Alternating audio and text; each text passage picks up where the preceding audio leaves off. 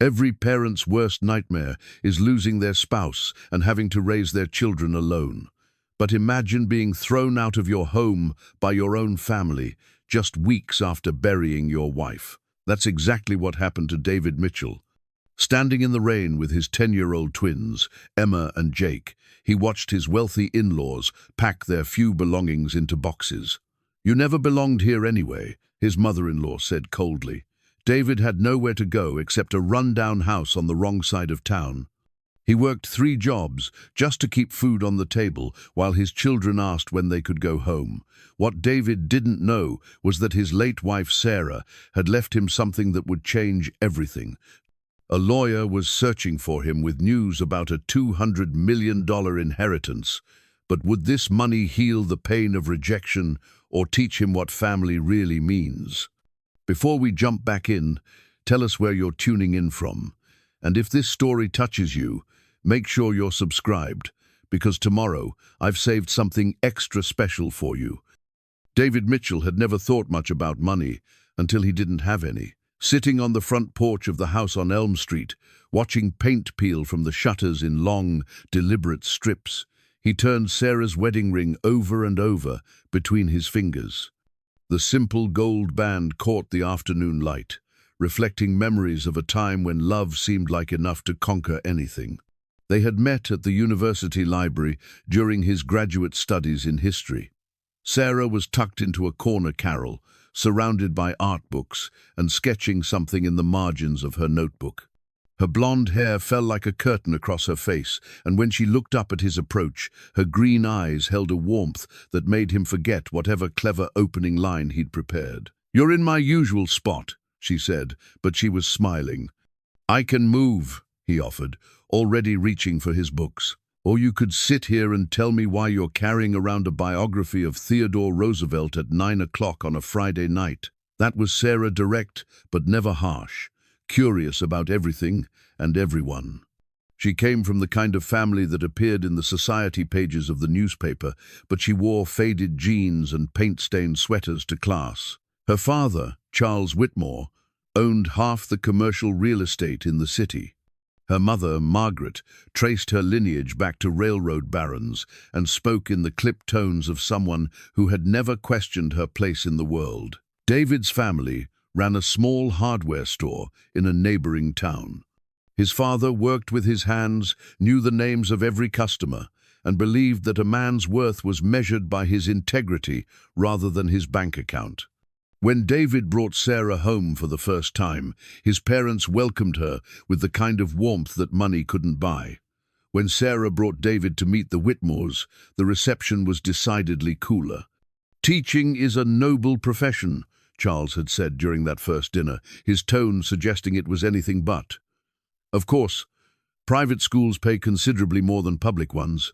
David wants to make a difference in the community," Sarah had replied, her hand finding his under the table. "He believes education should be accessible to everyone." Margaret had smiled tightly. How idealistic. Despite their disapproval, Sarah had chosen David. They were married in a small ceremony at her family's estate, though Margaret made it clear she would have preferred something grander. Sarah wore her grandmother's dress not because she couldn't afford something new, but because she loved the story behind it. Her grandmother had eloped during the Depression, choosing love over social expectations. "She was my inspiration," Sarah told David on their wedding night, sitting on the edge of their modest apartment's bed. "She taught me that real wealth has nothing to do with money." The twins arrived 2 years later, Emma with Sarah's artistic soul and thoughtful nature, Jake with David's determination and protective instincts. They lived simply but happily in a small house near the school where David taught. Sarah worked part-time at a local art gallery, more for the joy of it than from necessity. She had access to her trust fund, but they rarely touched it except for emergencies. "I want the children to understand the value of things," she would say, when David suggested they could afford something nicer. "I don't want them to grow up thinking money solves everything." The Witmores visited occasionally, always with subtle criticism, disguised as concern. The house was too small. The neighborhood wasn't prestigious enough. David's salary was insufficient for raising their grandchildren properly. Sarah deflected their comments with grace, but David could see the strain it caused her. When the twins were 8, Sarah found the lump. She said nothing for weeks, hoping it would disappear, but David noticed her distraction during their evening walks. He noticed how she held her left arm differently, how she paused longer than usual when climbing stairs. "It's probably nothing," she said when she finally told him about the doctor's appointment. It wasn't nothing. The diagnosis was aggressive breast cancer, and despite the best medical care money could buy, the prognosis was grim. Sarah faced the treatments with the same quiet courage she brought to everything else. She made instructions for David about the children's routines, their likes and dislikes, their fears and dreams. "Emma needs time to process emotions," she wrote in her careful handwriting. "She'll want to draw about it before she can talk about it. Jake will try to take care of everyone else. Don't let him carry too much responsibility." During those long months of chemotherapy and radiation, the Witmores made their opinions clear. They wanted Sarah to come home to the estate where she could be properly cared for. They wanted the children to attend private school. They wanted David to accept a position at Charles's company, something with more security and prestige. "They mean well," Sarah said after a particularly tense visit from her mother. "Do they?" David asked gently. Sarah was quiet for a long time, staring out the window at the small garden she had planted when they first moved in. "I think they're afraid," she finally said. "Afraid that when I'm gone, they'll lose the children too." "They won't lose them. We're family." Sarah looked at him then, and something flickered in her expression, a sadness he couldn't quite interpret. "Promise me something, David. Promise me you'll remember that you're enough. Just as you are, you're enough." He promised, though he didn't understand why she seemed so worried about it. Sarah's health declined rapidly in the final months. She spent hours in her study, writing letters and making phone calls she wouldn't discuss. David assumed she was handling her financial affairs, ensuring the children's education funds were properly managed. He was focused on being present for every moment they had left, treasuring the quiet conversations and gentle touches that would soon be memories. The day she died, holding his hand while the twins slept curled against her hospital bed, Sarah's last words were about the children. "Take care of them. Help them remember that love is the only thing that lasts." The funeral was held at the Witmore family church, a grand stone building where Sarah had been baptized as an infant. Margaret took charge of the arrangements, organizing a service that reflected the family's social standing more than Sarah's humble nature.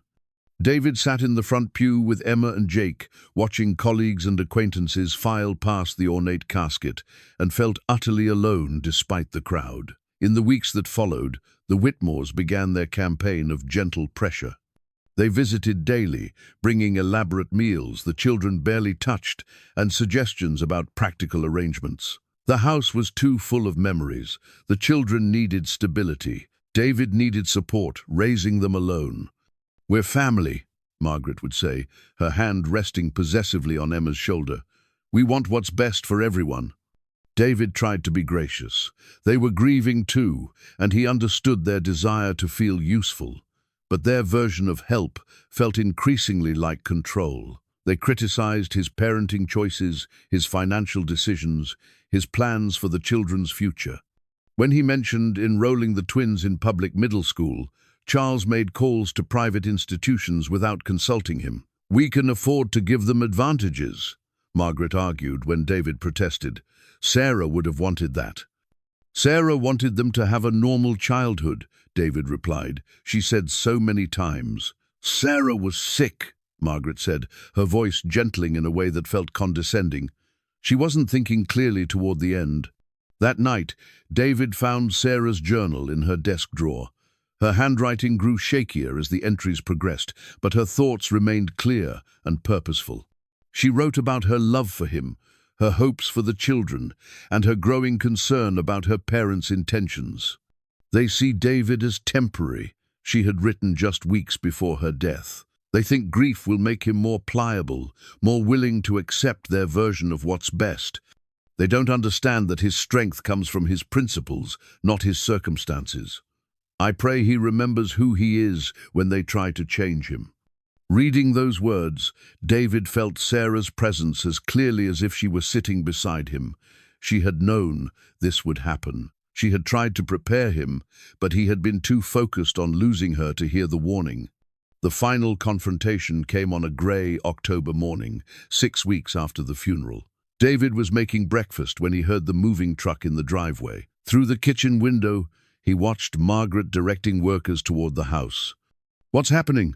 Emma asked, clutching her stuffed rabbit. "I don't know, sweetheart," David said, but his heart was already sinking. Margaret entered without knocking, her expression set with the kind of determination David had learned to fear. "We've made arrangements," she announced. "The children will be more comfortable at the estate, and you'll have time to figure out your next steps." "My next steps? You can't raise them properly on a teacher's salary," Charles said, following his wife into the kitchen. "Sarah's gone, David. The practical realities haven't changed just because we're all grieving." Emma began to cry quietly, and Jake moved protectively to his sister's side. David knelt to their level, his hands steady despite the rage building in his chest. "Go pack some clothes," he said softly. "We're going to stay somewhere else for a while." "You don't understand," Margaret said, her voice rising. "This isn't a request. The house belongs to the family trust. Sarah lived here at our discretion, and that arrangement died with her." The words hit David like a physical blow. In all their years together, Sarah had never mentioned that the house wasn't truly theirs. She had paid the bills, handled the finances, protected him from the details that would have made him feel like a charity case. "1 week," Charles said, not unkindly but with the finality of someone accustomed to being obeyed. "That should be enough time to find somewhere appropriate." They left David alone with the twins and the workers, who began systematically packing their lives into boxes. Emma sat on her bed, drawing furiously in her sketchbook while tears ran down her cheeks. Jake helped pack with the mechanical efficiency of someone in shock. "Are we going to live with Grandma and Grandpa?" Emma asked. David looked at his daughter's hopeful face and felt something break inside him. "No, sweetheart. We're going to find our own place." "But where?" He didn't have an answer. Sarah's death had left him unprepared for practical challenges that seemed insurmountable. His teacher's salary could cover rent and basic expenses, but he had no savings for deposits or moving costs. The life insurance policy would help, but it was tied up in probate. Mrs. Patterson, the elderly neighbor who had brought casseroles and quiet comfort during Sarah's illness, appeared in the doorway with a thermos of coffee and an envelope. "There's a house on Elm Street," she said without preamble. "The owner's looking for someone responsible to rent it cheap in exchange for fixing it up. It's not much, but it's got good bones and a big yard for the children." The envelope contained a key and an address. David stared at the offering, overwhelmed by the kindness of someone who barely knew him. "Why would you do this?" he asked. Mrs. Patterson smiled, her weathered face creasing with warmth. "Because sometimes the only family that matters is the one that chooses to love you." As the moving truck pulled away from the house where his children had taken their first steps and lost their first teeth, David made a silent promise to Sarah. He would prove that her faith in him hadn't been misplaced. He would show the twins that a man's worth wasn't measured by his bank account or his social connections. He would teach them that love, indeed, was the only thing that lasted. The house on Elm Street stood before them like a question mark, weathered, uncertain, but full of possibility. David gathered his children close and turned Sarah's ring one more time before slipping it into his pocket. They were home. The eviction notice arrived on official letterhead, delivered by a courier who waited while David signed for it with trembling hands. The formal language couldn't disguise the message. They had 72 hours to vacate the premises. David stared at the document in the grey morning light, coffee growing cold in his cup. 6 weeks since Sarah's funeral, and the Witmores had made their move. The notice cited breach of residency agreement and failure to maintain property standards, legal fiction, designed to provide cover for what was essentially a family coup. "Daddy?" Emma appeared in the kitchen doorway, still in her pajamas, clutching the stuffed rabbit Sarah had given her for her 8th birthday. "Why are there men outside?" Through the window, David could see the moving truck parked in their driveway like a patient predator. 2 workers sat in the cab, waiting for instructions. Margaret Whitmore stood on the front lawn in her wool coat, checking her watch with the precision of a general coordinating an invasion. "We're going to be moving," David said carefully, kneeling to Emma's level. "Remember how we talked about adventures?" Emma's green eyes, so much like her mother's, filled with uncertainty. "But Mama's things are here, her paints and her books and her garden." The garden. Sarah had spent countless hours nurturing the small plot behind the house, teaching the twins to plant seeds and tend seedlings. Emma had helped her choose the flowers, while Jake had been fascinated by the vegetables. It was where Sarah had felt strongest during her illness, drawing energy from the earth and sunshine. Jake appeared beside his sister, already dressed and alert. At 10, he possessed a protective instinct that sometimes worried David. The boy had appointed himself guardian of the family's remaining pieces, counting and recounting their possessions as if vigilance alone could keep them safe. "How long do we have?" Jake asked, his voice steady but his hands clenched into small fists. Before David could answer, the front door opened without ceremony.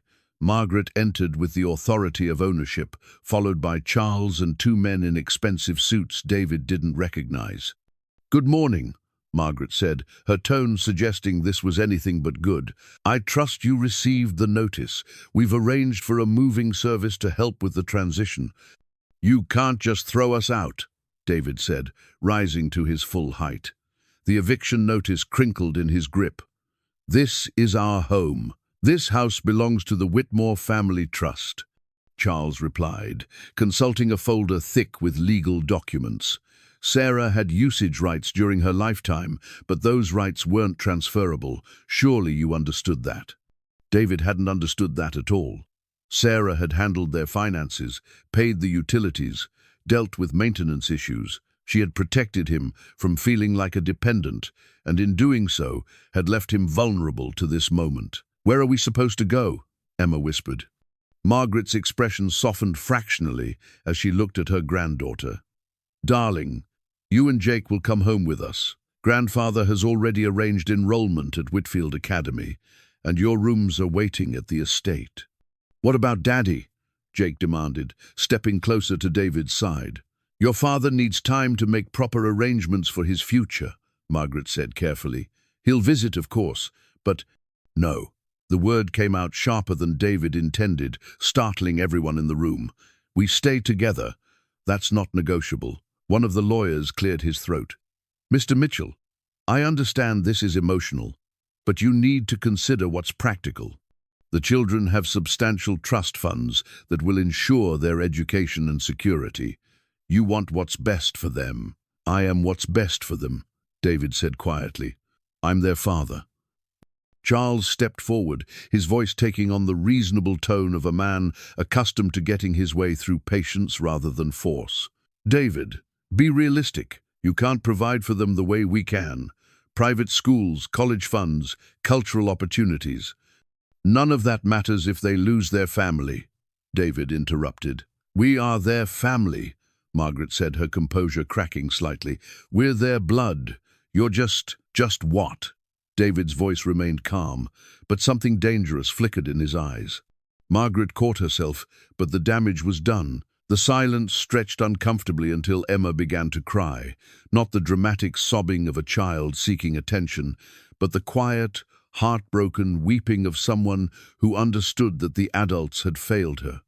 Jake put his arm around his sister, his jaw set with determination. "We're not going anywhere without Dad. Now see here, young man," Charles began. "No," Jake said, his voice carrying more authority than a 10-year-old should possess. "Mom told us that families stick together no matter what. She said that's what makes them families." David felt a surge of pride so intense it nearly brought him to his knees. Sarah's values lived on in their children, stronger than any legal document or financial pressure. "Very well. Margaret said, her mask of concern slipping to reveal something colder underneath. If that's your choice, you have until tomorrow evening to collect your personal belongings and leave. And go where? David asked. Margaret shrugged with studied indifference.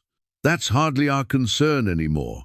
The next 36 hours passed in a blur of packing and desperate phone calls. David contacted every rental agency in the city, but his teacher's salary and lack of security deposit eliminated most options. The few properties he could afford were either unsafe or unavailable immediately. Mrs. Patterson appeared at intervals with sandwiches and quiet support. She helped Emma pack her art supplies while David wrestled with the larger furniture. Jake appointed himself inventory manager, creating careful lists of what they were taking and what they were leaving behind. "Will we ever come back?" Emma asked, as they loaded the last boxes into David's aging sedan. David looked at the house where his children had learned to walk, where he and Sarah had dreamed about their future, where love had been the only currency that mattered. The garden was already showing signs of neglect, the late-season flowers drooping without Sarah's careful attention. "I don't know, sweetheart," he said honestly, "but wherever we go, we'll be together." The house on Elm Street looked like hope that had been abandoned and left to weather. The paint was peeling, the front steps sagged, and several windows were covered with plywood. But it had a roof, 4 walls, and rent David could manage if he was careful.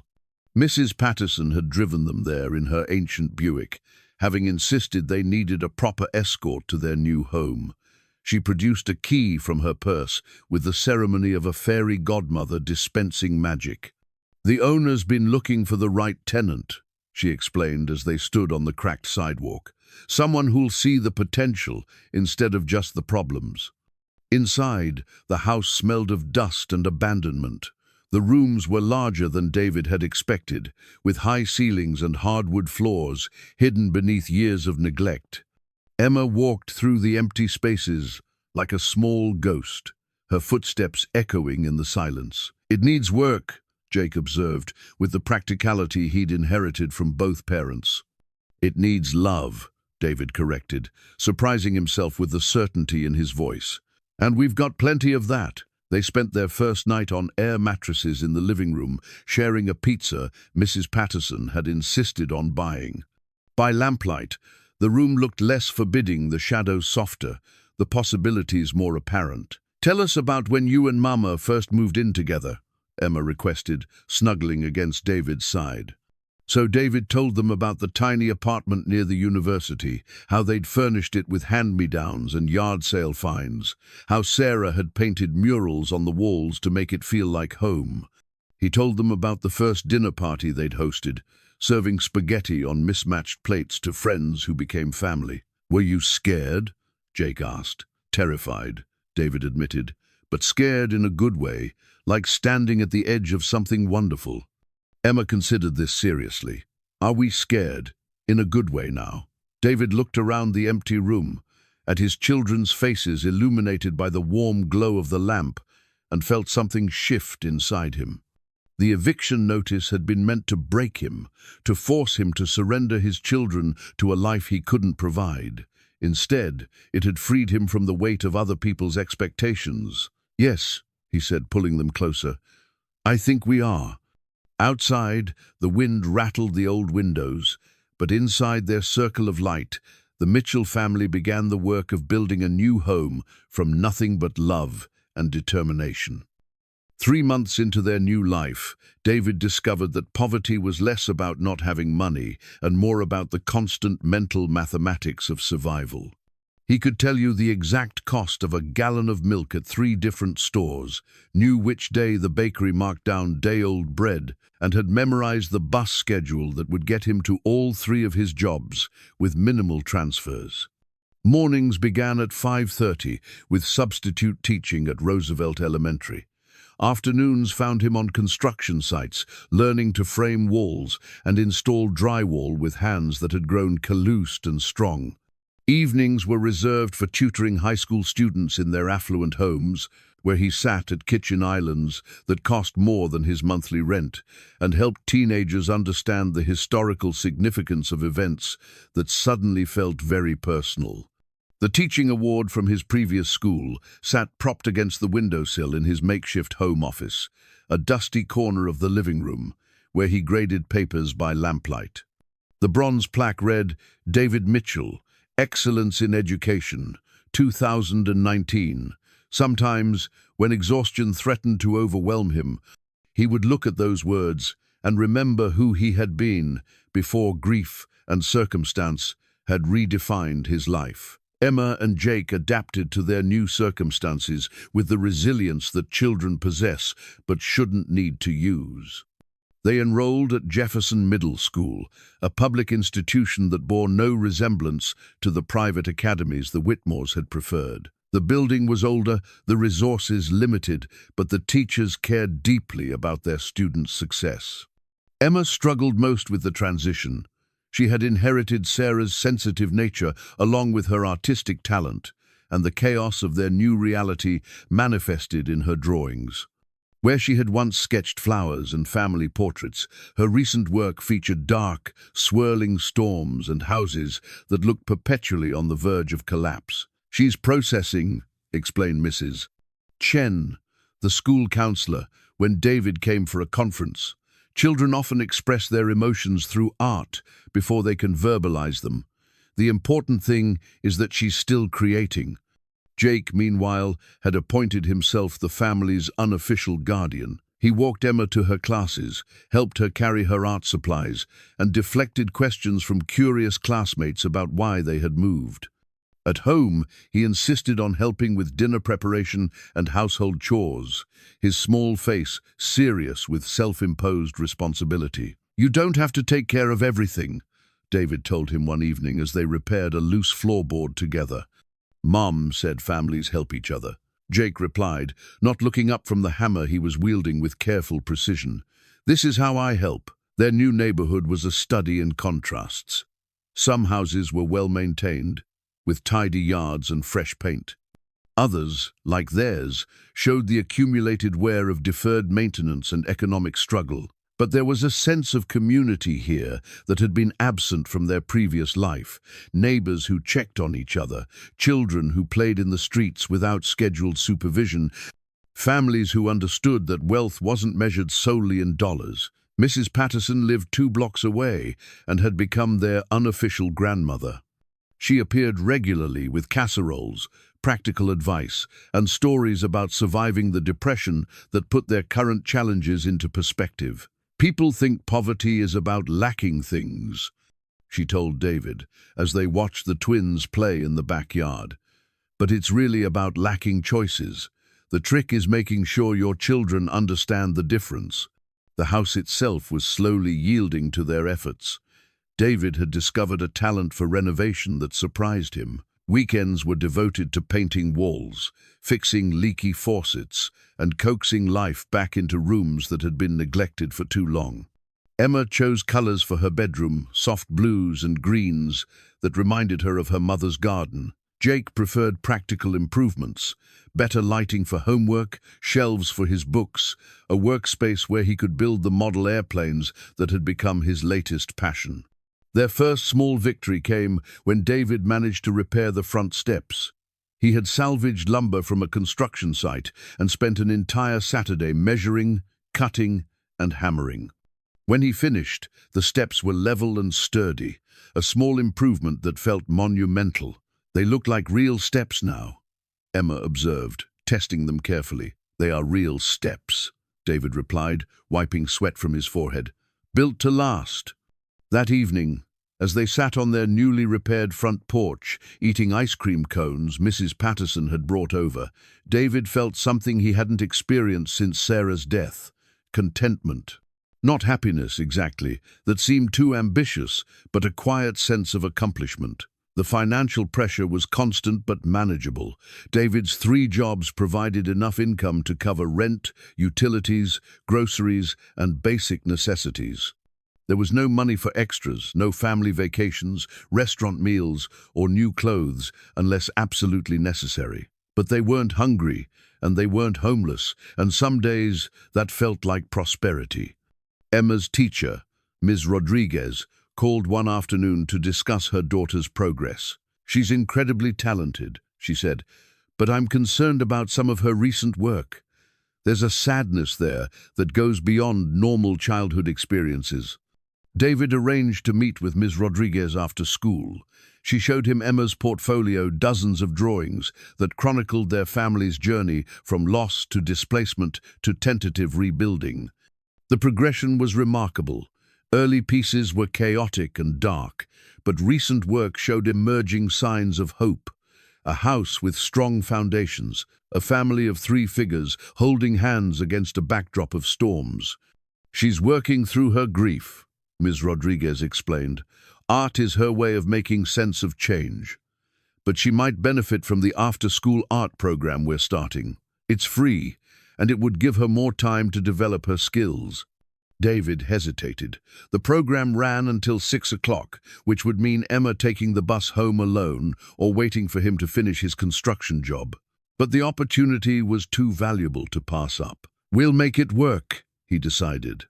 That night, when he told Emma about the art program, her face lit up with the first genuine smile he'd seen in months. "Really?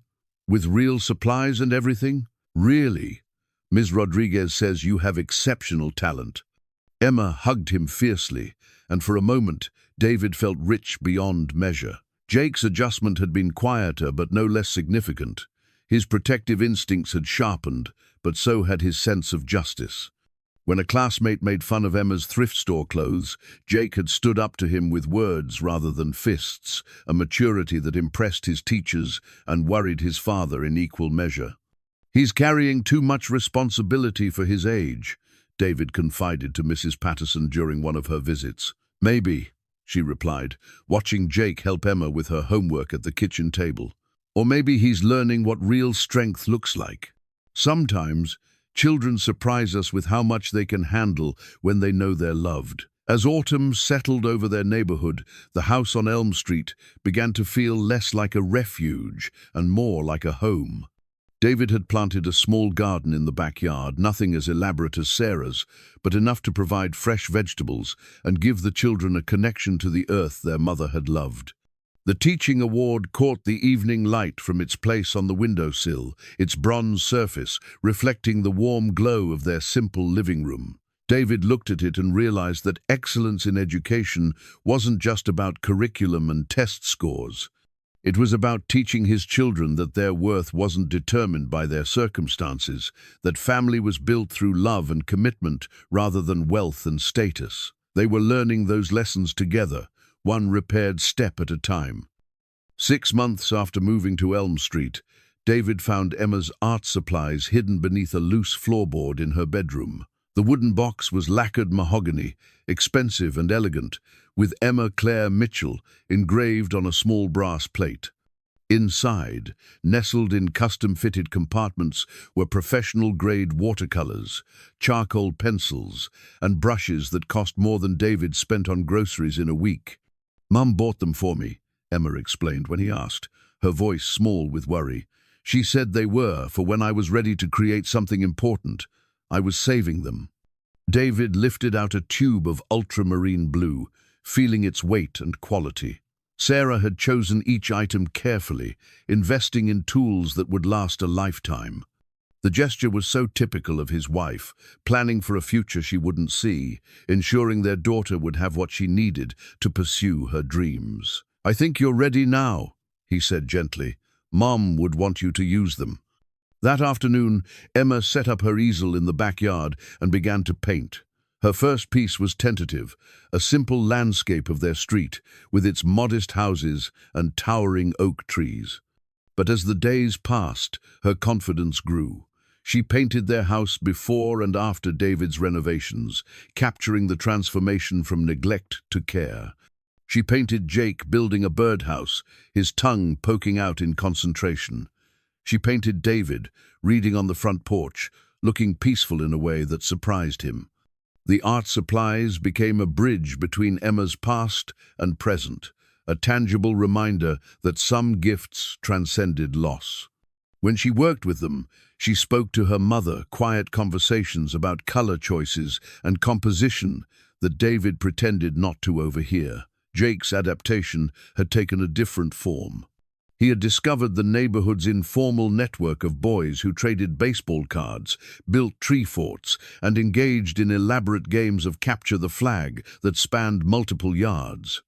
For the first time since Sarah's death, he was acting like a typical 10-year-old rather than a miniature adult. David watched from the kitchen window as Jake played catch with Tommy Rodriguez, Mrs. Rodriguez's grandson, who lived 3 houses down.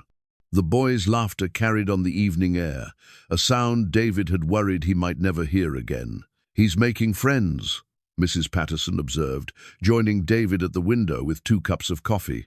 She had taken to stopping by most evenings, ostensibly to check on their progress, but really because she enjoyed their company as much as they enjoyed hers. "I was starting to worry he'd forgotten how to be a kid," David admitted. "Children are resilient, but they need permission to heal," she replied. "Sounds like you're all giving each other that permission." The phone had been ringing with increasing frequency, always the same number, always during dinner or homework time. David had stopped answering calls from numbers he didn't recognize, assuming they were telemarketers or debt collectors. His financial situation was precarious but stable. He didn't need reminders about bills he was already struggling to pay. But the calls persisted with a determination that eventually wore down his resistance. On a particularly exhausting Tuesday, after Jake had asked 3 times why the phone kept ringing, David finally answered, "Mr. Mitchell, this is Robert Harrison from Harrison, Walsh and Associates. I've been trying to reach you regarding your late wife's estate." David's first instinct was suspicion. Sarah's will had been simple. She had left everything to him and the children, though everything had amounted to modest savings and personal belongings. The Witmores had made it clear that any family money was tied up in trusts and foundations he had no access to. "I'm not interested in whatever you're selling," David said, starting to hang up. "Mr. Mitchell, please, this concerns a trust established by your wife that you may not be aware of. I represent the Meridian Foundation, and there are legal matters that require your immediate attention." Something in the lawyer's tone made David pause. "What kind of legal matters? I'd prefer to discuss this in person. Are you available to meet tomorrow?" David looked around their small kitchen, where Emma was working on homework at the table they'd rescued from a thrift store, and Jake was building a model plane on the counter. Their life was finally finding its rhythm. The last thing he needed was legal complications that might threaten their stability. "I can't afford a lawyer," he said bluntly. "Mr. Mitchell, you don't understand. You're not being sued. There's money involved, a substantial amount, but I need to verify your identity and discuss the terms of the trust. Could we meet at my office tomorrow at 10?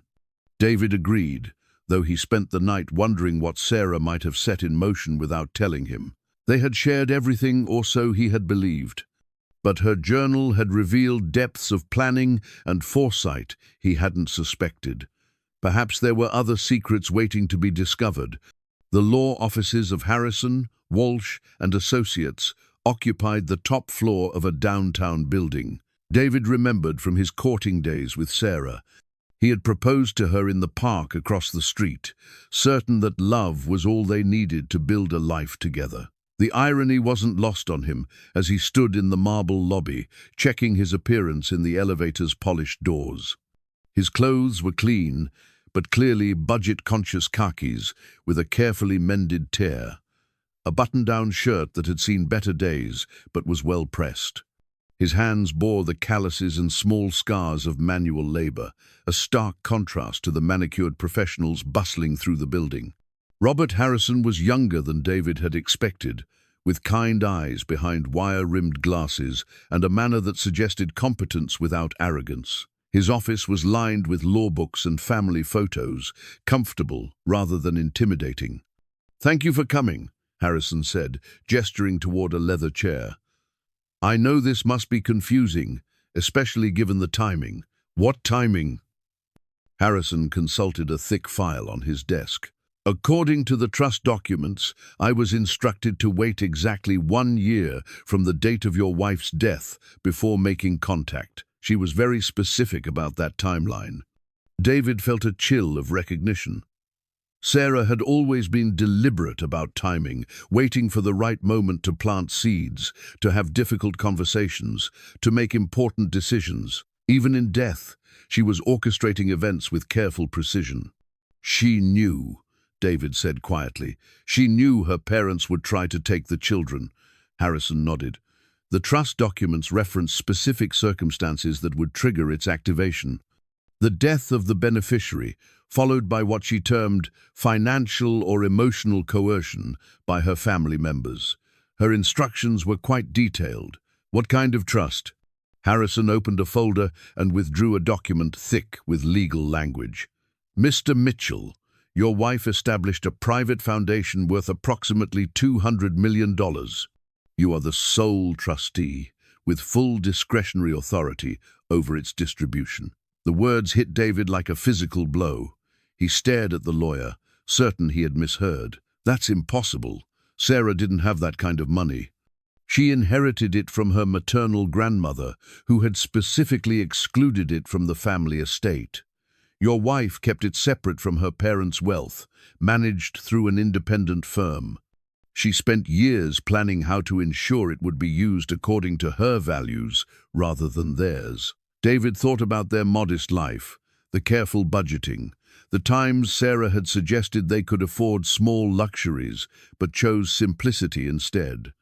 She had been sitting on a fortune while they clipped coupons and shopped at thrift stores. Why didn't she tell me? Harrison's expression softened.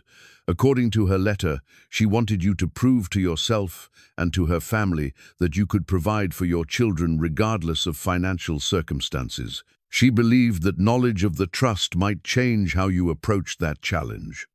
As David walked home through the city streets, the lawyer's words echoing in his mind, he realized that Sarah's final gift wasn't the money itself. It was the confidence that came from knowing he had already proven himself worthy of it.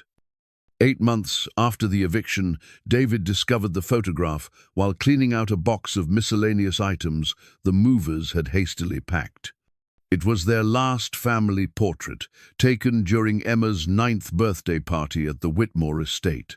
Sarah sat in the center, radiant despite her illness, with David behind her and the twins on either side. But the photo had been torn jaggedly, angrily separating David from his family. Margaret had kept the portion with Sarah and the children, discarding the piece that contained their father. Emma found him staring at the torn edge, his thumb tracing where his own image had been severed from theirs. "I saved it," she whispered, producing the missing piece from her jewelry box. "I saw Grandma throw it away after the funeral, but I snuck it out of the trash." David's hands shook as he fitted the pieces together. The tear was ugly, dividing the image like a scar, but the family was whole again. Emma had risked her grandmother's anger to preserve their unity, understanding something the adults had forgotten. "Should we tape it?" she asked. "No," David said softly. "Let's frame it just like this. Sometimes the broken places tell the most important part of the story." The photograph took its place on the mantel, a reminder that love could survive even deliberate attempts to destroy it. But it also marked a turning point in David's thinking about the trust fund revelation. For weeks, he had wrestled with Sarah's secret, alternating between gratitude and bewilderment. Now, looking at the torn image, he began to understand her strategy. She had known her family would try to erase him from their children's lives. The money wasn't just inheritance, it was ammunition for a war she had foreseen, but hadn't lived to fight. His old colleague Mark Henderson appeared unexpectedly one Saturday morning, looking uncomfortable but determined. They had taught together for 6 years before Sarah's illness forced David to take extended leave. Mark's presence in their modest neighborhood was jarring, his expensive car and tailored clothes, a stark reminder of the life David had left behind. "I heard about what happened," Mark said, accepting a cup of coffee and looking around the small kitchen with poorly concealed surprise. "The whole faculty was shocked when you didn't come back this fall." David had hoped to return to full-time teaching once the twins were settled, but the Witmores had made it clear that his resignation would be welcomed. They had connections on the school board, and his presence reminded people of their treatment of their own family. "It was time for a change," David said diplomatically. Mark studied him carefully. "You look good, actually. Different, but good. More." He paused, searching for the word. "Substantial, I guess. Like you've been doing real work." David flexed his calloused hands, thinking of the satisfaction that came from building and repairing things with his own effort. "I have been. Listen, there's something you should know. The Hendersons, Margaret's friends from the country club, they've been spreading stories about you not being able to provide for the kids, about how you're living in some kind of slum. The assumption is that you'll eventually see reason and let them take custody." The words hit David like cold water, clarifying thoughts that had been muddy with doubt. The Witmores weren't just protecting their grandchildren, they were systematically undermining his reputation, creating a narrative that would justify their eventual legal action. "Are you," Mark asked gently, "going to see reason, I mean?" David looked through the window at Jake and Tommy building a fort in the backyard, their laughter carrying on the autumn air. Emma sat nearby, painting their construction project with careful attention to the play of light and shadow. The scene was worth more than anything the Witmores could offer. "I'm seeing it clearer than I ever have," David replied. Mrs. Patterson's stories about the Depression had become a regular feature of their evening conversations. She spoke matter-of-factly about losing everything twice, once during the stock market crash of 1929, and again when her husband died young, leaving her with 3 children and a mountain of medical debt. "The first time, I thought the world had ended," she told David as they watched the children play in the fading light. "Couldn't understand how people could be happy when everything was falling apart. But the second time, I knew better. Happiness isn't about having everything you want, it's about appreciating what you have while you have it." Her words resonated deeply with David's current situation. The trust fund knowledge sat in his mind like a loaded weapon, offering solutions to every financial concern but threatening to change the essential nature of their rebuilding process. Sarah had chosen to live simply despite her wealth. Perhaps there was wisdom in following her example. Emma's art show at Jefferson Middle School was scheduled for the first Thursday in November. David arranged to leave his construction job early, determined not to miss this milestone in his daughter's recovery. The gymnasium was decorated with student artwork, and parents wandered between displays with the careful pride of people celebrating their children's achievements. Emma's section drew consistent attention. Her paintings had evolved from the dark, chaotic expressions of early grief to more complex compositions that captured both loss and hope. Her centerpiece was a triptych titled Home, 3 panels showing their house on Elm Street in different seasons. Winter showed it stark and weather-beaten, spring revealed new growth and fresh paint, and summer depicted it as a place of warmth and activity. "Your daughter has remarkable talent," said a woman David didn't recognize. She wore the kind of understated elegance that suggested serious money. "Have you considered private art instruction?" David felt the familiar pang of limitation, another opportunity his circumstances might prevent him from providing. But before he could respond, Ms. Rodriguez appeared at his elbow. "Emma's been accepted into our advanced art program," she announced proudly. "It's a pilot program funded by a private grant, completely free to qualifying students. She'll work with professional artists twice a week after school." Emma's face lit up with joy, and David felt his chest swell with pride. His daughter was succeeding not because of money or connections, but because of her own talent and determination. The art supplies Sarah had bought were finally being used for their intended purpose. At home that evening, as they celebrated Emma's achievement with ice cream and impromptu art critiques, Jake surprised everyone by revealing his own news. "I made the honor roll," he said casually, producing a certificate from his backpack, "and Mr. Peterson wants me to join the math competition team." David stared at his son, realizing that while he had been focused on providing basic necessities, Both children had been quietly excelling. They weren't just surviving their circumstances, they were thriving because of them. "Mom would be proud," Emma said softly, and for the first time since her death, the mention of Sarah brought comfort rather than pain. As David tucked the children into bed that night, he caught sight of the torn photograph on the mantel. The image seemed different somehow, less tragic and more triumphant. They had been broken apart by cruelty and circumstance, but they had chosen to heal together. The trust fund remained his secret, but its existence had given him something more valuable than money. The knowledge that Sarah had believed in his ability to raise their children well, regardless of his financial resources. He had proven her faith justified, one small victory at a time. Outside, the November wind rattled the windows of their modest home, but inside, the Mitchell family was discovering that wealth measured in love and accomplishment was the only currency that truly mattered. The recipe box appeared during a November cleaning session, tucked behind Sarah's winter coats in the bedroom closet. David almost missed it, a simple wooden container, unremarkable except for the careful way Sarah's handwriting covered dozens of index cards inside. But these weren't just recipes. They were love letters disguised as cooking instructions. David's favorite meatloaf. Read one card. He says it tastes like home. Don't tell him the secret ingredient is love. He thinks it's the Worcestershire sauce. Another card contained instructions for sick day soup. With a note in the margin, Emma needs extra crackers when she's sad. Jake prefers just the broth. Both need extra hugs while it's cooking. There were holiday menus with detailed timelines, birthday cake recipes with modifications for the twins' preferences, and comfort foods for difficult days.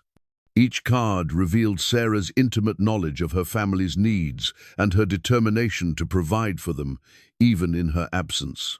At the bottom of the box, David found a sealed envelope marked "For Difficult Decisions."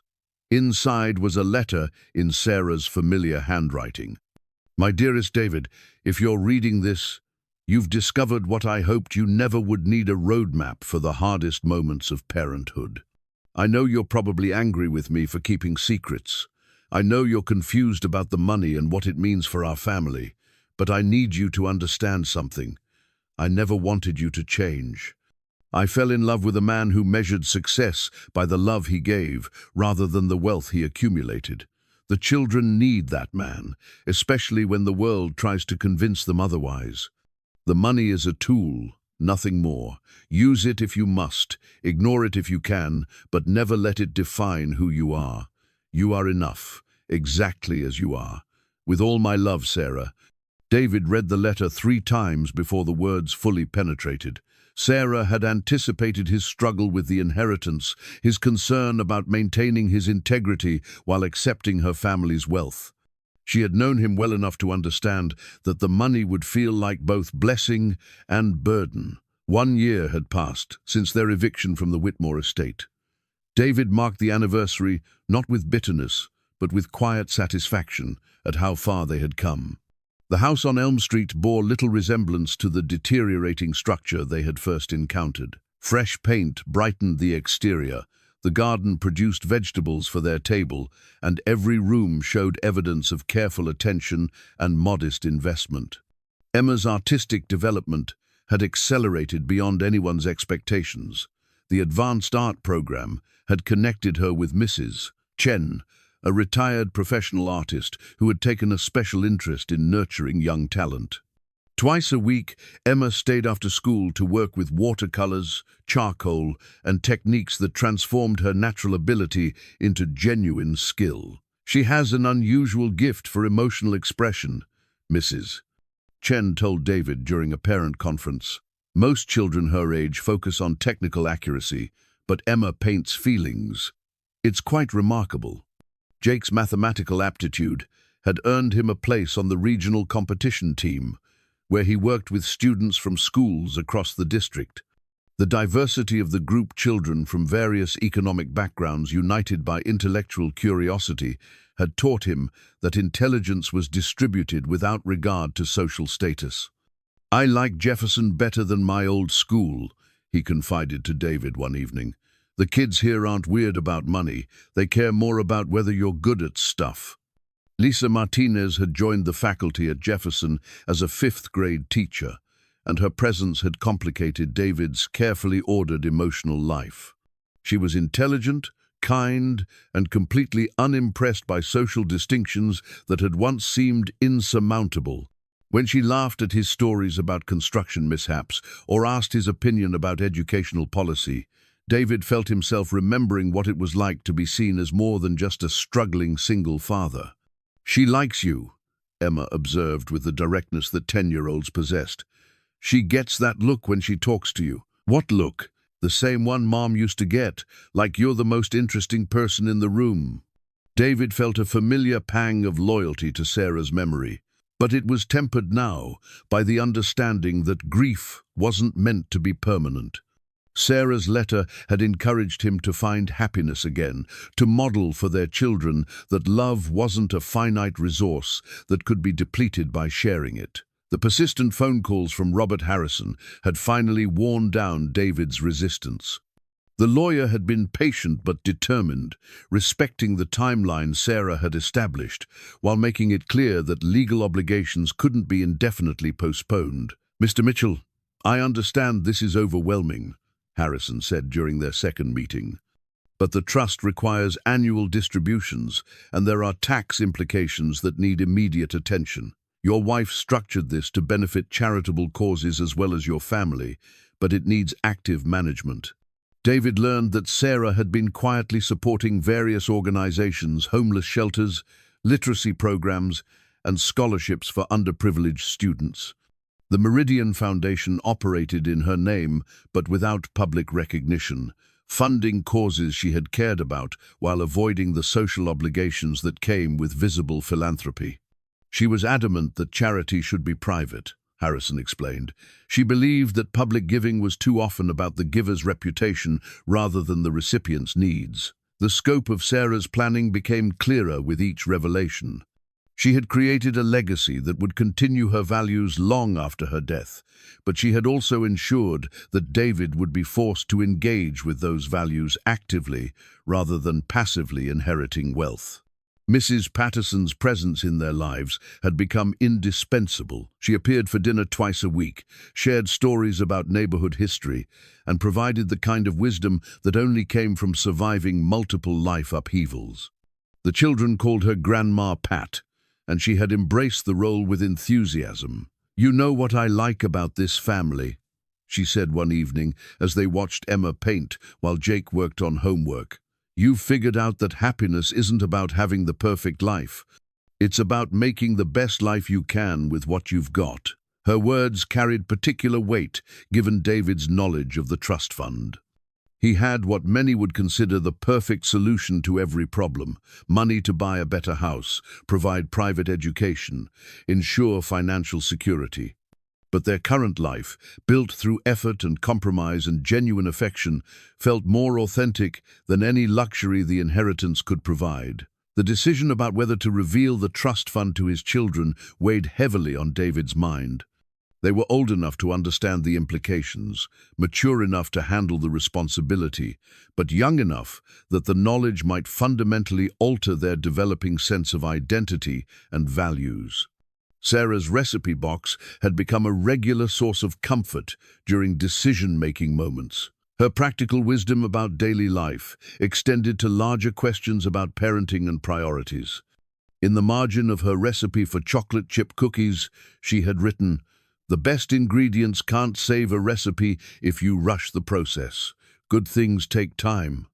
As winter approached their modest home, David felt a contentment that had nothing to do with material circumstances. They had created something precious, from very little, a family held together by choice rather than obligation, strengthened by adversity rather than weakened by it.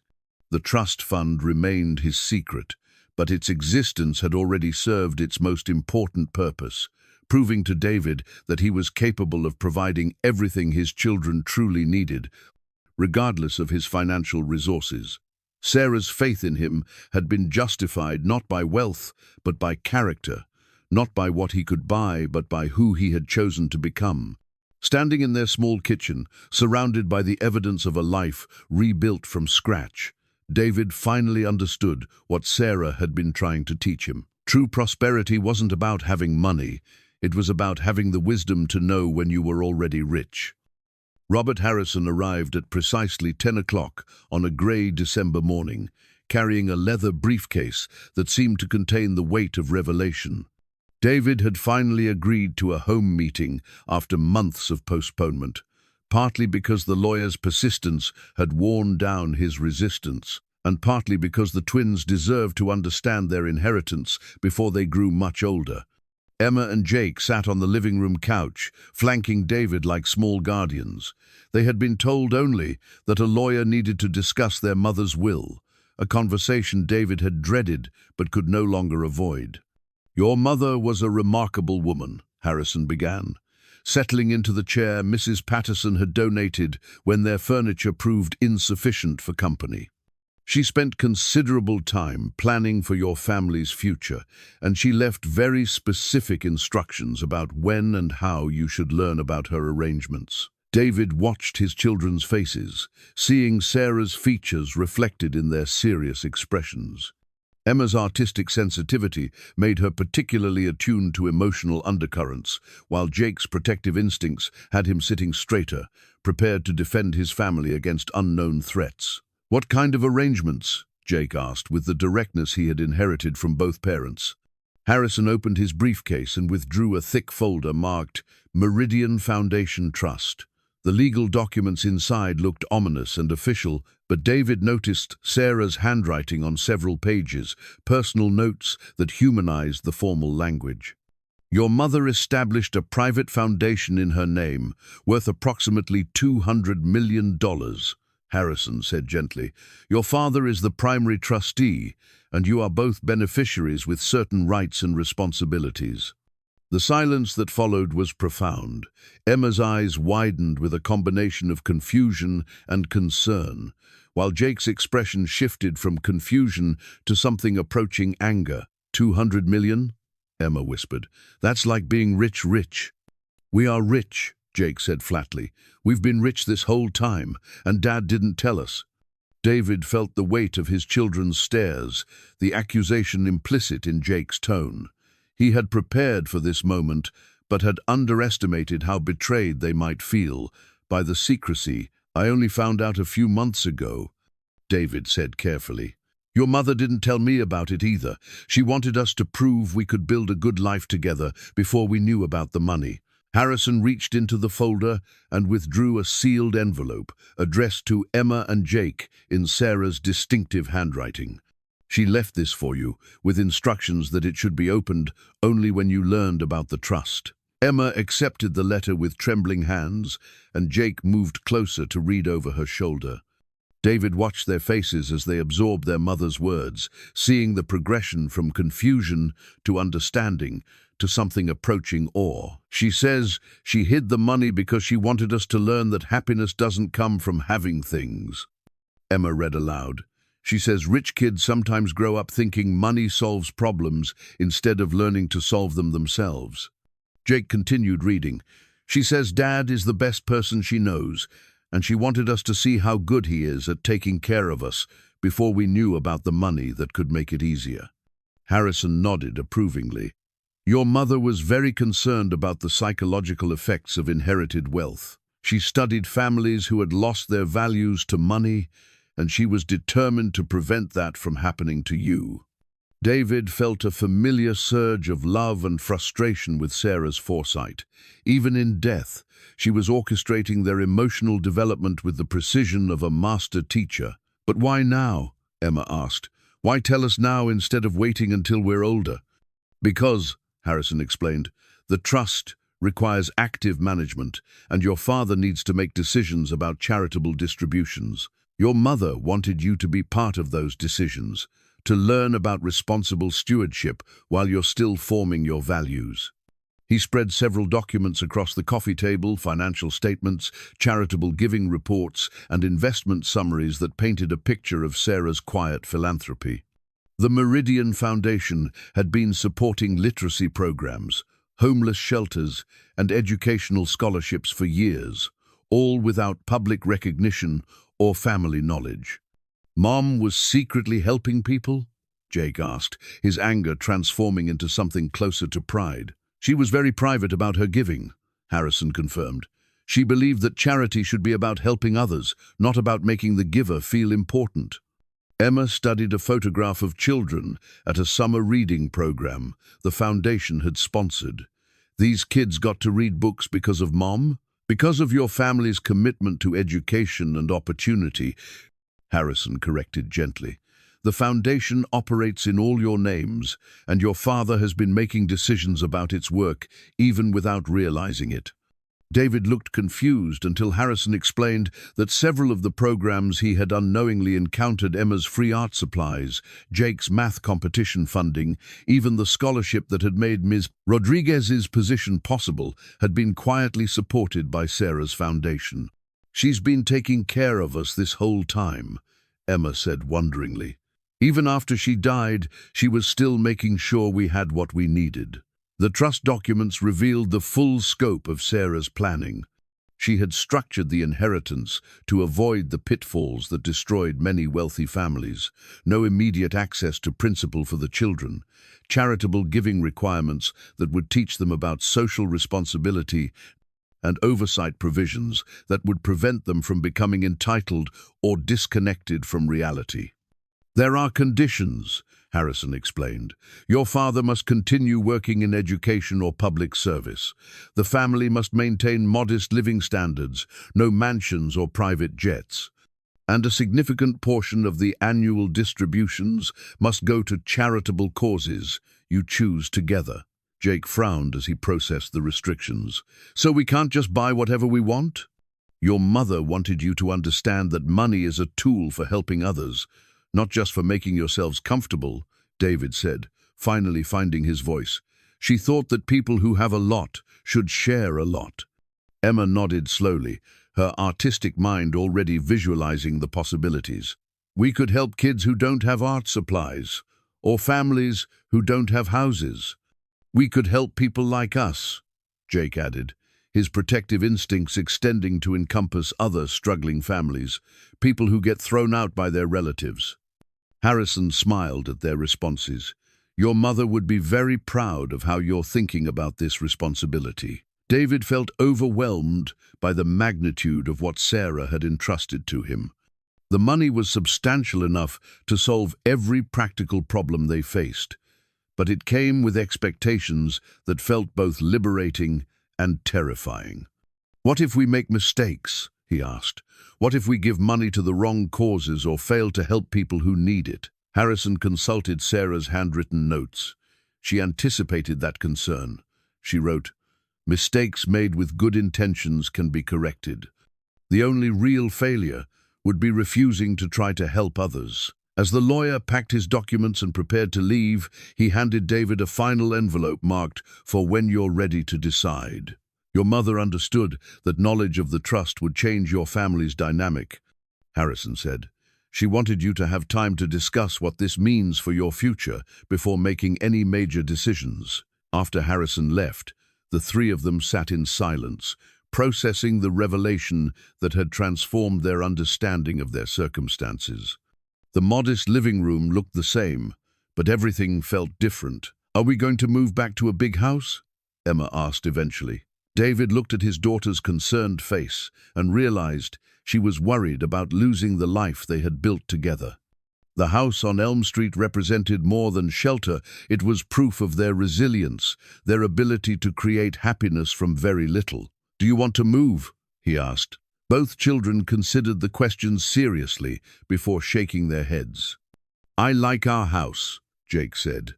"I like our neighborhood and our friends and our school. And I like that we fixed everything ourselves," Emma added. "It feels more like ours because we worked for it." David felt a profound sense of relief and pride. Sarah's strategy had succeeded. Their children had learned to value effort over ease, community over status, character over wealth. "Then we'll stay," he decided. "We'll use the money to help other people, but we'll keep the life we've built." As they cooked dinner together that evening, following one of Sarah's recipes from the wooden box, David marveled at how the revelation of their wealth had somehow made their simple life feel even more precious. They were rich in ways that went far beyond money, and now they had the resources to share that richness with others who needed it most. The sealed envelope from Sarah remained unopened on David's nightstand for 3 days while he wrestled with the implications of their new reality. The children had handled the revelation with remarkable maturity, but he could see them processing the knowledge in different ways. Emma had become more thoughtful about their family's resources, asking careful questions about how much things cost and whether they really needed them. Jake had grown protective of their modest lifestyle, almost defiant in his determination that wealth shouldn't change who they were.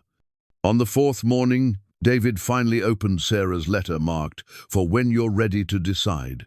Her handwriting was shakier than usual. This had been written during her final weeks, but her message was clear and purposeful.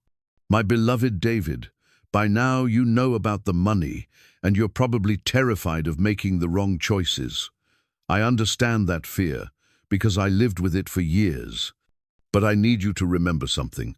We never needed the money to be happy.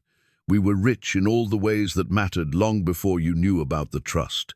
The money is simply a tool to extend that richness to others who need it. Don't let it change you. Use it to become more of who you already are. All my love, Sarah." Mrs. Patterson found him reading the letter at the kitchen table, tears streaming down his face. She had taken to arriving each morning with fresh coffee and gentle wisdom, her presence a stabilizing force during their period of adjustment. "Heavy thoughts for a Tuesday morning," she observed, settling into the chair across from him. David handed her the letter, watching her weathered face soften as she read Sarah's words. "She always knew exactly what to say," he said finally. "That's the gift of a woman who loved deeply," Mrs. Patterson replied. She understood that the hardest decisions are often about staying true to yourself when circumstances give you permission to change. The conversation that followed became a watershed moment in David's thinking. Mrs. Patterson had lived through multiple financial upheavals, had seen families destroyed by both poverty and wealth, and her perspective cut through his confusion with surgical precision. "The money isn't the question," she said firmly. "The question is what kind of man you want to be and what kind of father you want your children to remember. Everything else is just details." That afternoon, David walked to Sarah's grave for the first time since the funeral. The cemetery was quiet, except for the wind through bare winter trees, and her headstone looked smaller than he remembered.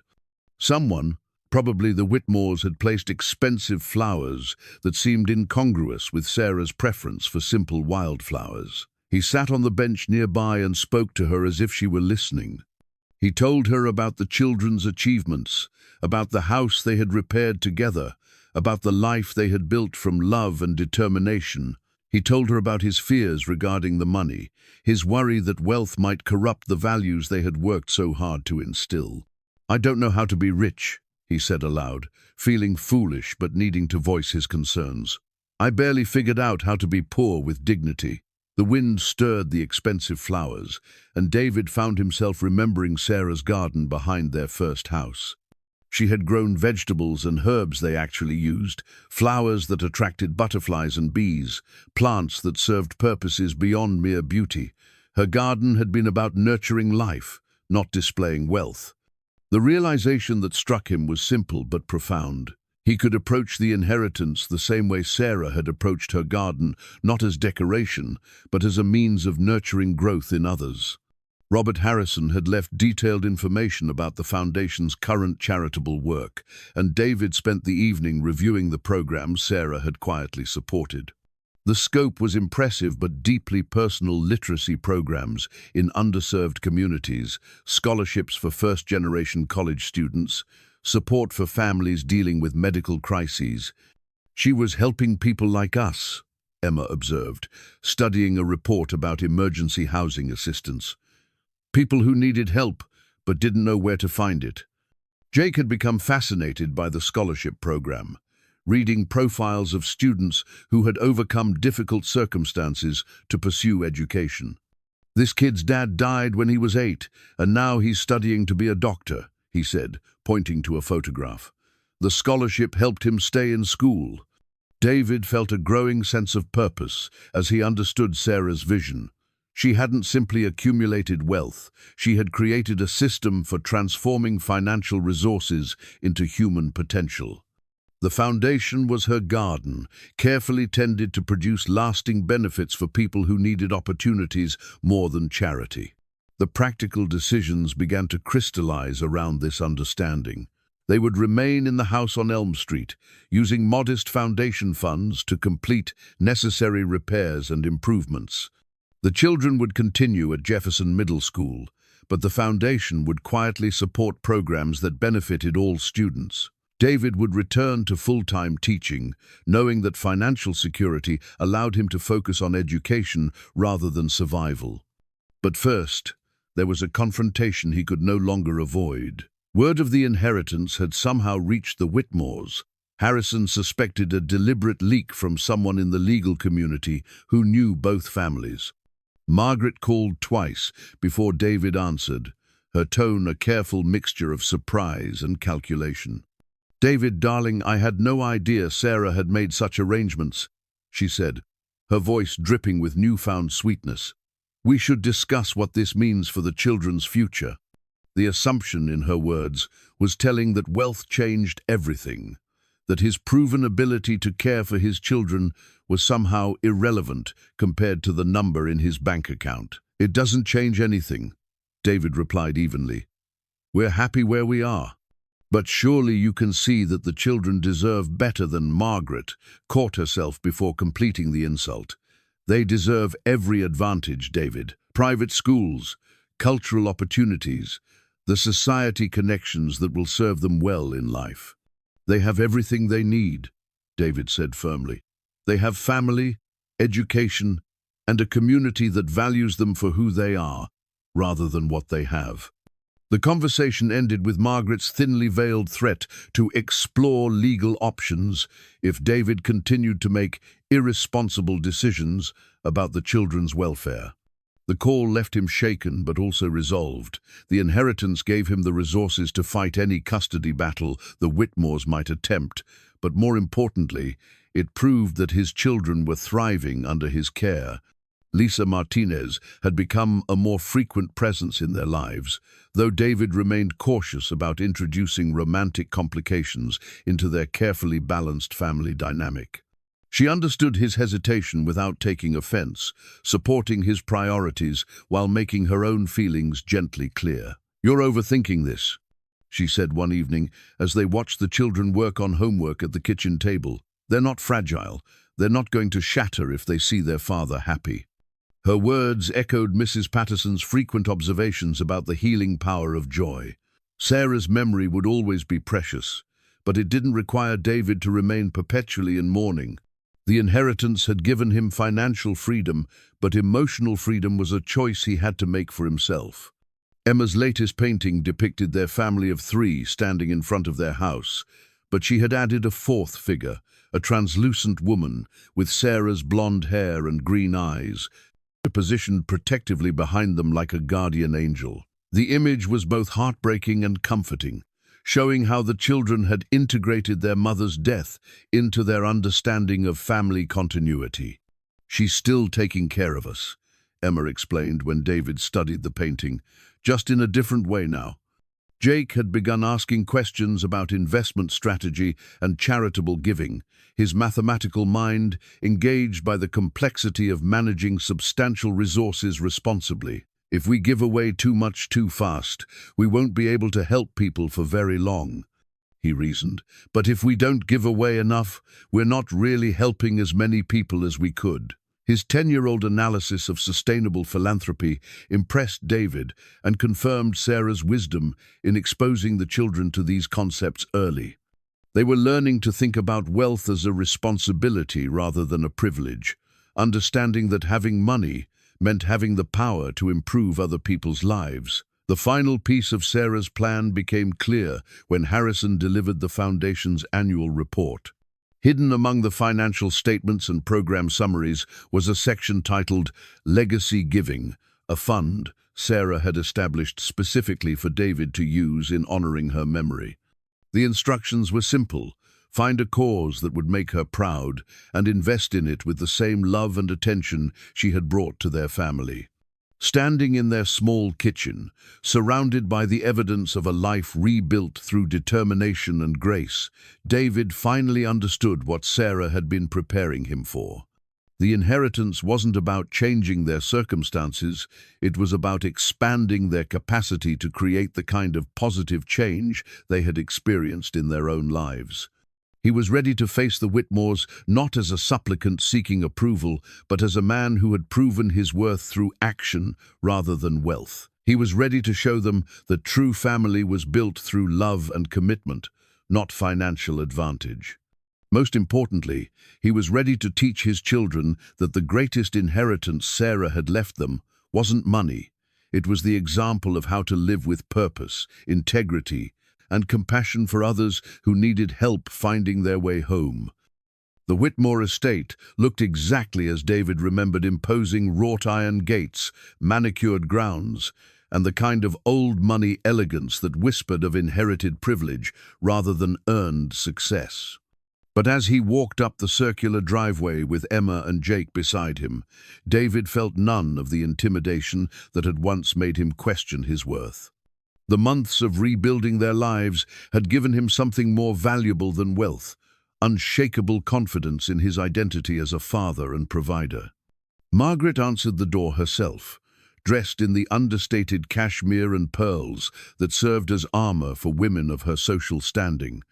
Her smile was carefully calibrated, warm enough to suggest reconciliation, but restrained enough to maintain the upper hand she assumed she still possessed. "David, children, how wonderful to see you," she said, ushering them into the marble foyer where the family portrait hung in its place of honor. The massive oil painting depicted 4 generations of Witmores in formal poses, their expressions radiating the confidence that came from never doubting their place in the world. David had been excluded from every family photograph during his marriage to Sarah, a deliberate erasure that had once wounded him deeply, but now seemed merely petty. "Grandmother," Emma said politely, allowing herself to be briefly hugged. Jake maintained more distance, his protective instincts still sharp from their months of rejection. Charles emerged from his study, carrying the leather folder that suggested this meeting was business rather than social. His handshake was firm but perfunctory, his eyes already calculating how David's newfound wealth might benefit the family's broader interests. "Shall we sit in the library?" Margaret suggested, leading them toward a room lined with leather-bound books that looked more decorative than functional. "I thought we could discuss the children's future now that circumstances have changed." The assumption embedded in her words that money automatically changed everything revealed how completely the Witmores misunderstood both David's character and their daughter's intentions. They had spent a year treating him as an unworthy charity case, and now they expected financial revelation to erase that humiliation through mutual interest in social advancement. "Circumstances haven't changed," David said quietly, settling into a chair that had once intimidated him but now felt merely expensive. "We're the same people we were yesterday." Charles consulted his folder with the precision of someone accustomed to controlling family dynamics through documentation. "David, let's be practical. The children are now beneficiaries of substantial wealth. They need proper guidance about social responsibilities, investment strategies, philanthropic traditions. They need their father," Jake interrupted, his voice carrying the same steel that had helped him defend their family during the darkest months. "They need the person who actually takes care of them." Margaret's expression tightened at this challenge to adult authority, but she attempted to maintain her diplomatic facade. "Of course, darling, no one is suggesting otherwise. But surely you can see that private education would better prepare you for managing such significant resources." "We're not leaving our school," Emma said firmly. "Our friends are there. Our teachers believe in us. Why would we leave people who care about us?" David watched his children defend their choices with articulate passion and felt a surge of pride that had nothing to do with money. They had learned to value authentic relationships over social advantages, to measure worth by character rather than wealth. Because, Charles said, with the patience of someone explaining obvious truths to children, you now have obligations to your family name, to the foundation your mother established, to the community that will expect certain standards. What community? David asked, his voice remaining calm despite the anger building in his chest. The community that threw us out when we needed support? The community that assumed I couldn't provide for my children because I'm a teacher rather than a trust fund recipient? The silence that followed was electric with tension. Margaret and Charles exchanged glances that suggested this conversation wasn't proceeding according to their carefully planned script. We were grieving, Margaret said finally, her tone attempting conciliation. We all made mistakes during a difficult time, but now we have an opportunity to heal our family, to give the children the advantages Sarah would have wanted. Sarah wanted them to understand that wealth was a responsibility, not a privilege, David interrupted. She wanted them to learn empathy, humility, and the value of helping others. Those aren't lessons you learn in private academies or country clubs. Charles leaned forward, his diplomatic mask slipping to reveal the calculation underneath. David, you're being naive. Money changes everything, whether you acknowledge it or not. The children will be targeted by people who want to exploit their wealth, judged by standards you don't understand, expected to navigate social situations you can't prepare them for. They'll be fine, David said with quiet certainty, because they've learned that their worth isn't determined by other people's opinions or expectations. They've learned that family is built through love and commitment, not financial advantage. Emma reached for David's hand, her small fingers intertwining with his calloused ones in a gesture that spoke louder than any argument. Jake moved closer to his father's side, presenting a united front that no amount of money could fracture. Margaret stared at the three of them, father and children bound together by shared struggle and mutual devotion, and something flickered in her expression. For a moment, David glimpsed the grief she had been hiding behind social maneuvering, the desperate attempt to maintain connection to her deceased daughter through control of her grandchildren. The revelation came not through grand gesture but through quiet observation. Margaret's carefully maintained composure cracked as she watched Emma sketch in a notebook. She had brought a simple drawing of their house on Elm Street, surrounded by the garden they had planted together. The image was unpretentious but filled with love, showing a home that valued growth over grandeur. She draws, like Sarah did, Margaret whispered, her voice catching on unexpected emotion, always finding beauty in simple things. David realized that the Witmores' attempts to reclaim their grandchildren weren't entirely about social status or family pride. They were grieving parents, desperate to maintain connection to their daughter through the only pieces of her that remained. Their methods had been controlling and hurtful, but their underlying motivation was heartbreakingly human. Sarah learned to see beauty in simple things because she chose to, David said gently. She could have lived surrounded by expensive possessions, but she preferred a garden she could tend with her own hands, a home where love mattered more than luxury. Charles set down his folder, the legal documents suddenly seeming less important than the conversation at hand. We just want what's best for them, he said, his voice stripped of its earlier authority. We want to honor Sarah's memory by ensuring they have every opportunity. The best thing for them is stability, Jake said with the matter-of-fact wisdom that came from experiencing both loss and recovery. We've been through enough changes. We don't want to change anymore. Emma looked up from her drawing to address her grandparents directly. We know you love us, but Daddy loves us too, and he's been taking good care of us. We're happy where we are. The simple statement carried more power than any legal argument or financial negotiation. These children had found healing and security with their father, had thrived in circumstances the Witmores had dismissed as inadequate. Their contentment was visible in their confidence, their artistic and academic achievements, their ability to speak their truth without fear. David reached into his jacket pocket and withdrew a manila envelope. "There's something you should see," he said, handing Margaret photographs from Emma's recent art show. "These are some of the paintings Emma created this year." Margaret's hands trembled as she studied the images' works that chronicled their family's journey from devastation to renewal. The progression was remarkable. Early pieces full of dark chaos, gradually giving way to compositions that showed healing, growth, and hope.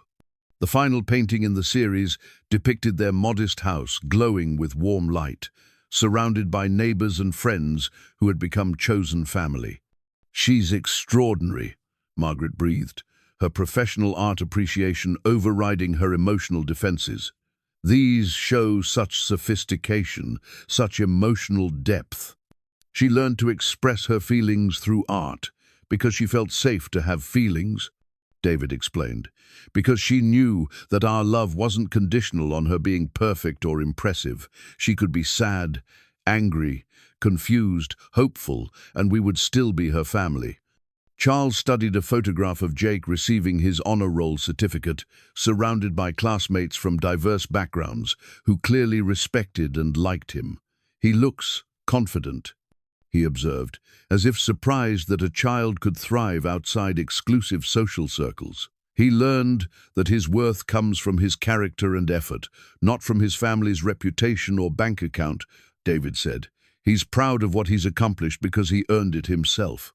The house deed David withdrew from the envelope was modest, a simple document transferring ownership of a 3-bedroom home on Maple Street, one neighborhood over from Elm Street but significantly nicer.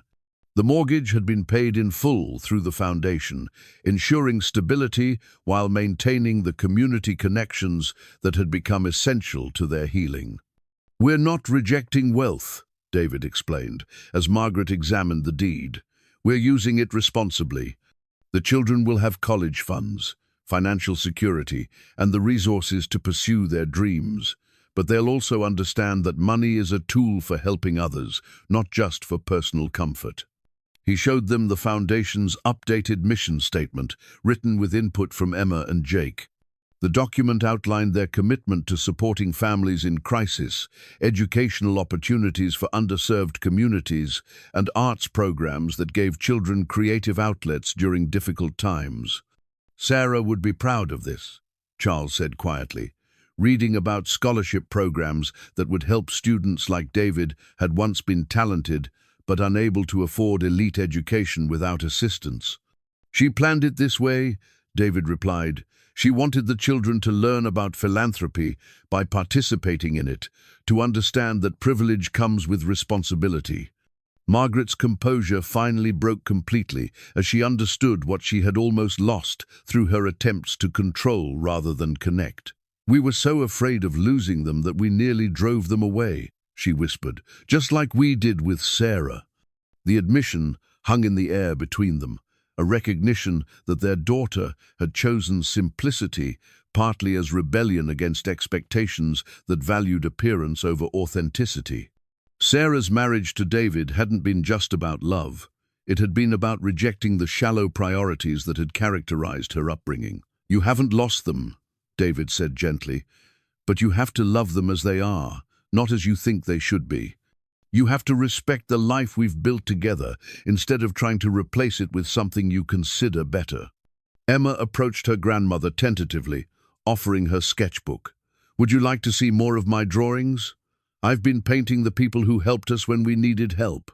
Mrs. Patterson, Ms. Rodriguez, the neighbors who became our friends." As Margaret turned the pages, tears streaming down her face, she saw her granddaughter's world through artistic eyes that had learned to recognize beauty in kindness rather than luxury. The portraits were loving tributes to ordinary people who had shown extraordinary compassion. "They're beautiful," Margaret said, her voice thick with emotion.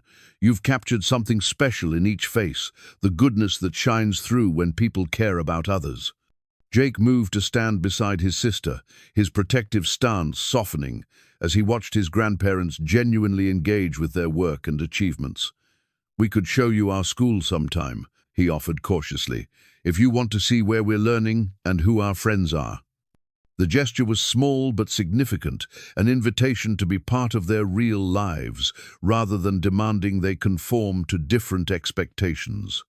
It represented the kind of relationship Sarah had always hoped for, one based on mutual respect and genuine interest rather than social obligation.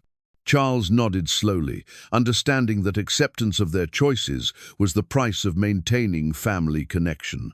"We'd like that very much," he said, "and perhaps you could tell us more about the Foundation's work. Your father and Sarah have created something remarkable." As they prepared to leave, Margaret handed Emma a small wrapped package. Inside was a simple gold locket containing a photograph of Sarah as a child, sitting in a garden much like the one she would later create with David. "She always preferred flowers she could pick and give away," Margaret said softly. "Even as a little girl, she understood that the best things in life were meant to be shared." The drive home was quiet but peaceful. David glanced in the rearview mirror at his children, seeing the satisfaction that came from standing firm in their values while remaining open to reconciliation. They had learned to hold their ground without hardening their hearts, a lesson that would serve them well in navigating future challenges. "Are we going to see them more often now?" Emma asked as they pulled into their driveway. "If they can accept us as we are," David replied. "Family relationships have to be based on respect, not control." Jake unbuckled his seatbelt but didn't immediately get out of the car. "Dad, I'm glad we didn't let them change our minds about our life. What we have is pretty good." David looked at their modest house, where Mrs. Patterson was visible through the kitchen window preparing dinner, where the garden showed signs of their careful tending, where every improvement represented their shared effort and love. "Yes," he agreed, feeling the deep contentment that came from knowing he had honored both Sarah's memory and her hopes for their family. "What we have is very good indeed." 2 years later, Emma's painting hung in the place of honor above their fireplace, a family portrait unlike any traditional representation. David stood in the center, his arms around Emma and Jake, but their mother's presence was unmistakable. Sarah appeared as a figure of light behind them, her hands resting protectively on their shoulders, her expression radiating the love that transcended death. Emma had titled the piece "Complete," and David understood why every time he looked at it. The house on Maple Street had become everything their first home on Elm Street had promised to be. Comfortable without being ostentatious, it provided space for the children to grow while maintaining the sense of community that had been essential to their healing. Mrs. Patterson lived just around the corner now, having moved to a senior community that kept her close to the family she had adopted. She still appeared for dinner twice a week, regaling them with stories and dispensing wisdom that had guided 3 generations through life's complexities. Emma's artistic development had exceeded everyone's expectations. Her work was now displayed in a small gallery downtown, with proceeds supporting the Foundation's arts education programs. She had learned to paint not just with technical skill, but with emotional intelligence that touched viewers deeply. Her latest series, Families, depicted various configurations of love and support: single parents, blended families, chosen families, elderly neighbors caring for young children. Each painting celebrated the truth that family was defined by devotion rather than biology. "I want people to see that love comes in lots of different shapes," she explained to the local newspaper reporter who interviewed her about the gallery showing. "My mom taught me that the most important thing isn't what your family looks like, but how much you care about each other." Jake's mathematical aptitude had earned him acceptance to a prestigious summer program at the State University, where he would study advanced calculus and financial modeling. But he had chosen to spend half his summer working with the Foundation's scholarship recipients, helping younger students understand that academic achievement was possible regardless of economic circumstances. "I want to help kids who think they're not smart enough for college because their families don't have money," he told David as they reviewed applications for the Foundation's newest education initiative. I want them to know that being poor doesn't mean being stupid, and being rich doesn't make you better than anyone else. David had returned to full-time teaching at Jefferson Middle School, where his experience with both struggle and recovery had made him a more empathetic and effective educator. His students trusted him because he understood what it meant to face challenges that seemed insurmountable, to find strength in unexpected places, to build hope from very little. The foundation now supported 17 different programs across the region, from emergency housing assistance to literacy tutoring to college scholarships.